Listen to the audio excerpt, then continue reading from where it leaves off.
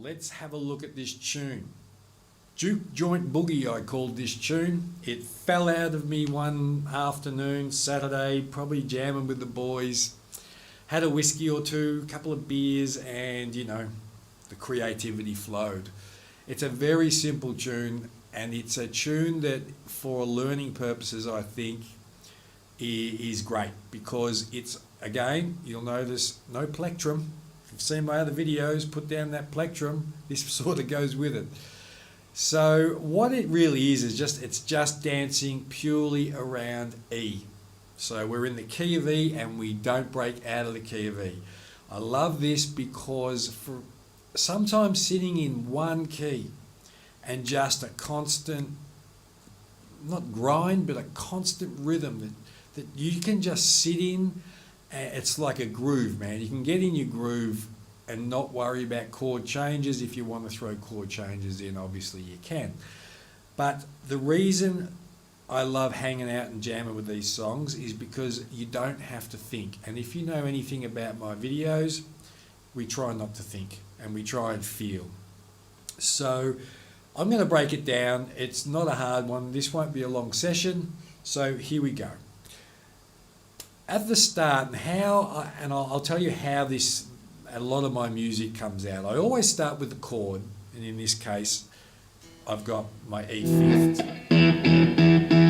Now, what I then do is, with my playing, is I usually just come up with my rhythm by double picking my root note, and usually it's always an octave up. I can pick either with the thumb and or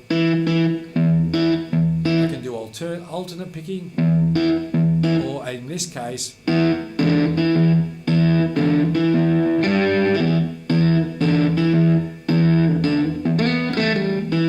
so when I come up with songs, it's usually just the lick or the phrasing usually comes out of my chord playing and my finger picking, because I'm feeling the song out as I go. I don't know, I actually have no idea where it's going to go.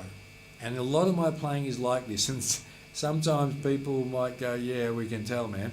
And other times it flows and it's lovely. And when I say lovely, it's such a nice feeling of freedom to play this way. So I really encourage it.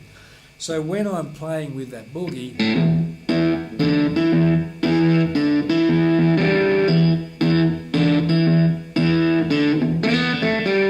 I'm doing those little, they're like John Lee Hooker, which is probably where I unconsciously this is coming up. So everything I'm working around, you could say, is in that, you know, the E pentatonic down here. So then I've got, okay, I laid down my rhythm. Now, because I don't have a jam a lot of the time with a bass player, because I play with myself too much, I then go, well, I need to emulate a higher register. So I then just go to the higher register,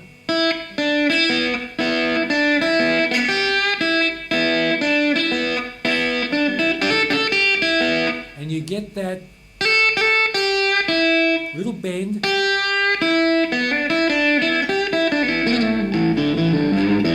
So when you put the two together, you've got, and here's something else, and this is, whether this is a good thing or a bad thing, I don't know. I cannot stop my thumb from playing bass runs, because again, I do a lot of slide playing and I play a lot of performances on my own. But I put the rhythm in both the lower register, my thumb's going, and the higher register.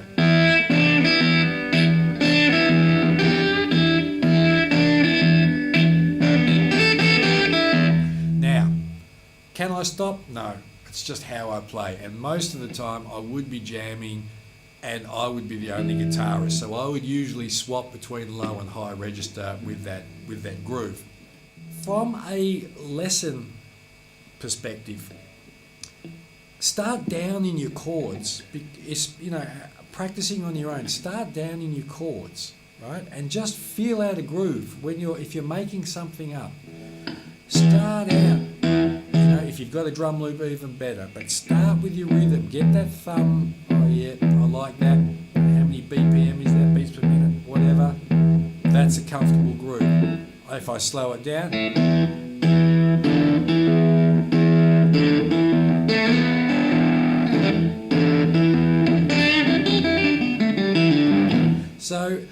once you've got your groove, man, there's your foundation. And like I've said in a lot of other lessons, the foundation, the rhythm has to be the very first thing you pour. You're building a song, think of it as building a house, or you pour your foundations and your rhythm is your foundation.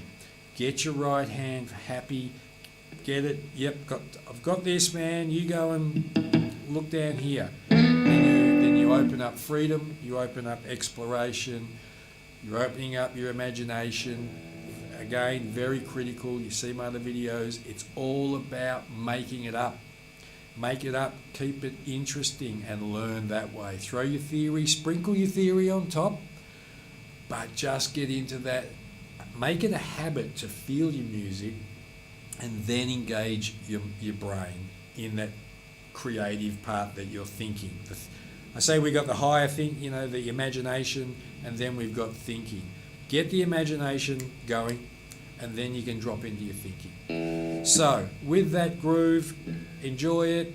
The jam track will be somewhere, you'll find it. My website.